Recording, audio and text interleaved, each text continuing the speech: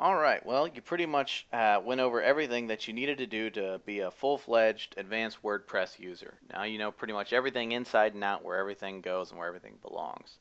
But I figured I would let you know about a couple other things that not many people know that WordPress actually has built into it, and sometimes we'll either use a plugin to use or didn't really know that it was a really nifty shortcut and things like that. So I thought I would go over some of those with you. There's always a lot more than that, and there's sometimes even things that are undocumented inside of WordPress that are little hidden features that are available to you. So we'll go over some of the ones that are a little bit more neat, and some are a little bit more obvious, and some of them are not. First thing I'm going to go over is in the tools section. It's called it's some of these simple tools, and one of these is the gears. What Gears is basically it's something that Google used that allowed people to speed up their websites. Basically, if you installed Gears into your browser onto your site, it'll make your site for you go very, very fast, and that'll really speed up things such as posting and stuff like that. So what you can do is you can enable Gears. The next thing there's a really nifty tool to use. It's called Press This. It's a bookmarklet, and what it does is that if you have Press This enabled on your bookmark section and you're on a site and you can highlight a piece of text, what it'll do is it'll automatically take you to your add new post section with the title of the page in there and the content on the page automatically in your post. So no need to copy and paste or download or anything like that. If you find something worth noting that you want to put on your blog, you simply highlight the text on the website that you're on, click the Press This bookmarklet, and it will automatically go to your blog for you. It makes posting news and things like that much, much faster and much easier to use. Okay, another thing that WordPress does that a lot of people actually don't know about and or use plugins to do is that it will automatically embed it'll attempt to embed anyway, all plain text URLs. So for example, if I wanted to post, let's say, a YouTube video into my site, I can click on Add New Post,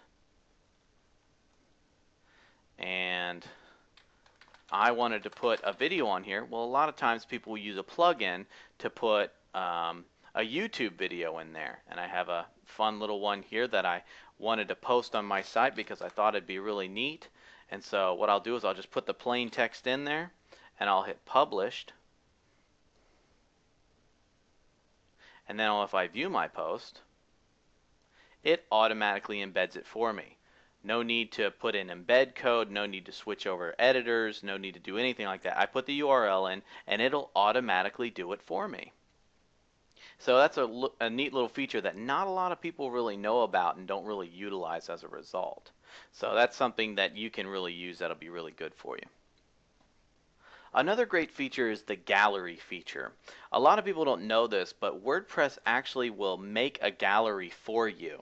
A lot of people will use plugins to do this and other things like that, but it can make video and audio and video and photo galleries automatically for you. Over here under the media library, there's this little thing called attach to, and a lot of people say, well, I don't know really what that means, and I guess after I put it in my post, it becomes attached to that, so it's an attachment. And so that's pretty much where they leave it. But if you attach this, let's say, to a post that we have, let's search for one. Let's say sample video. And I wanted to select that, and that's going to attach this for me. Now if I actually go to the post, sample video, and I enter a short code, and a short code is basically a special code that allows WordPress to convert things automatically for you, and it's called gallery, and it's built into WordPress automatically. This will convert all of my all of my pictures and images that I have put and attached to this post into a special gallery for me. And so I hit update,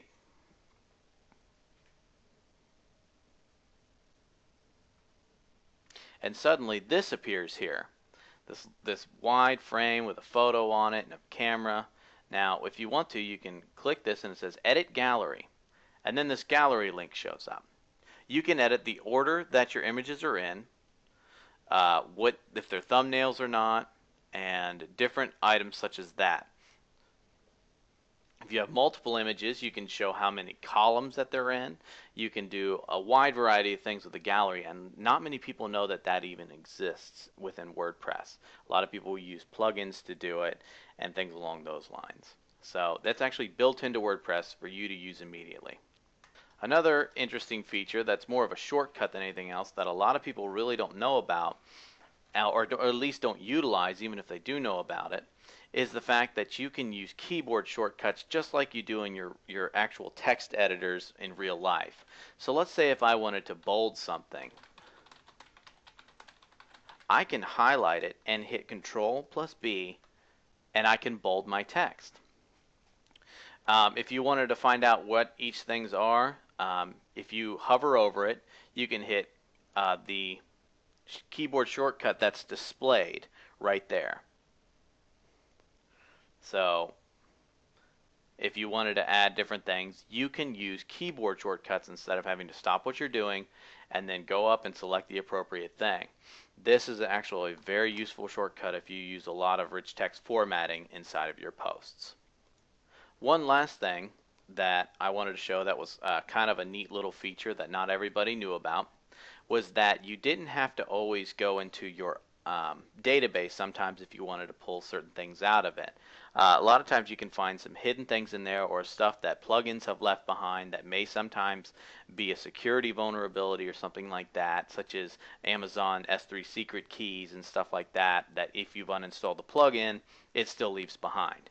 So one thing you can do is up in your URL, I'll go ahead and I'll drag this down for you. If up here, if you want to, you type in options.php, which is not actually able to be accessed by any sort of link inside of WordPress. You actually have to type that in manually. Click on it. It'll bring up your entire options table for you.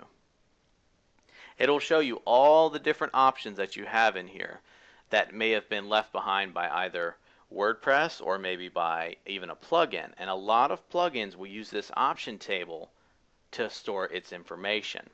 So you can sometimes find some different info in here that you may want to clean out or something like that that might not be something you want to either leave in there or something along those lines. So it's just a little quirky back-end thing that you're not always going to use, but sometimes it can come in real handy for you. And that's pretty much it for the small tips for now. There's always a ton more that are out there, and if I ever find any more, I'll be sure to be able to post for future videos about it. So alright, thank you very much. This pretty much does it for all the videos, and if you have any questions or something, don't forget to email me or contact me. So thank you very much.